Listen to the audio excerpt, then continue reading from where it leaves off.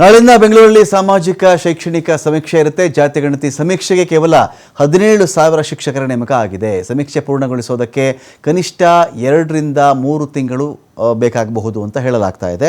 ಬೆಂಗಳೂರಲ್ಲಿ ನಿಗದಿತ ಅವಧಿಯಲ್ಲಿ ಜಾತಿ ಗಣತಿ ಪೂರ್ಣ ಅಸಾಧ್ಯ.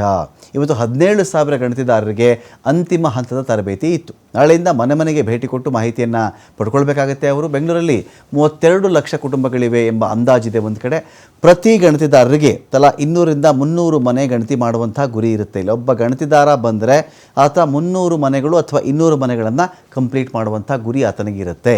ಗ್ರಾಮಾಂತರ ಭಾಗದಲ್ಲಿ ದಿನಕ್ಕೆ 10ರಂತೆ 150 ಮನೆ ಗಣತಿ ನಡೆಸುವಂಥ ಗುರಿ ಇರುತ್ತೆ. ನಿಗದಿತ ಅವಧಿಯಲ್ಲಿ ಗಣತಿ ಪೂರ್ಣಗೊಳಿಸೋದಕ್ಕೆ ಒಂದು ಕಡೆ ಸಾಧ್ಯ ಆಗ್ತಾ ಇಲ್ಲ.